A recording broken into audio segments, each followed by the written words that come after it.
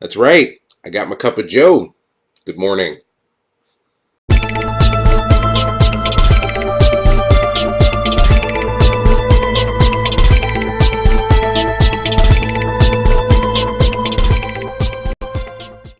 Gamers, what is up? Vernon here, and if you're not familiar, this is Gaming Bytes, where we talk about the biggest gaming stories of the week, starting with Tomb Raider. The definitive edition was released this week, January 28th, the day before my birthday, and everyone's doing comparison videos on it. It's available for the PlayStation 4 and the Xbox One, respectively.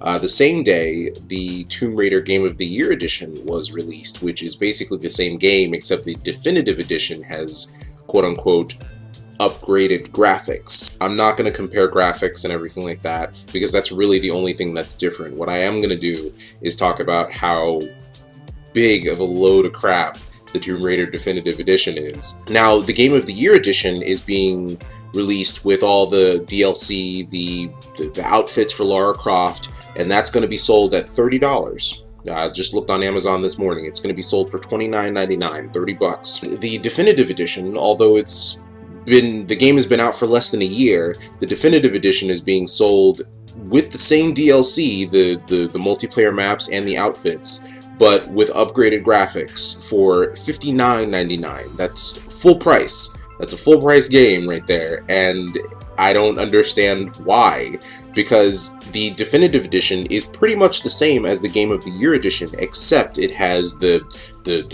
next-gen graphics. The original Tomb Raider that I played on the Xbox 360 was fantastic. It was beautiful. I absolutely loved it. I did have some gripes with it. I did have some things that I didn't like about it.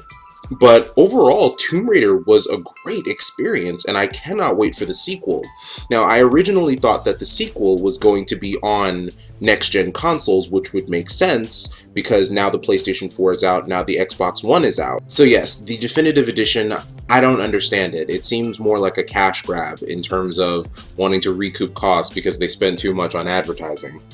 So, Square Enix, let me ask you something. Did we really need to see Tomb Raider, which was released less than a year ago? Did we really need to see Tomb Raider with next-gen graphics? Please, tell me what it is, because I'm having a hard time believing that, this was something that people were asking for. And you know what? If people were asking for it so much, why didn't you release a PC version of the Definitive Edition? Are the graphics really that upgraded to where the PC version just, the PCs can't handle the Definitive Edition? Or is it because if you released it on PC that the PC folks would call you on your crap and tell you that it's not really better?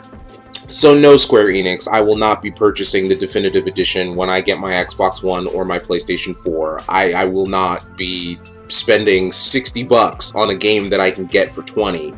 And a game that I played already last year just for some upgraded graphics. That's just not how I roll. I'm sorry. If I do buy a Game of the Year edition, it's because I want all the DLC and stuff like that, not because, oh, it's the Definitive Edition with upgraded graphics. If you want the Tomb Raider experience, just buy Tomb Raider.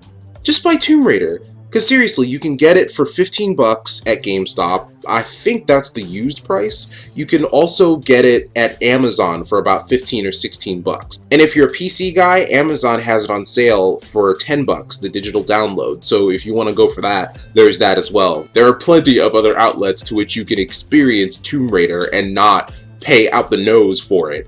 Otherwise, my name is Vernon I hope you enjoyed getting to it. Much love to you all, and I will see you next time on HoldTheLine.com.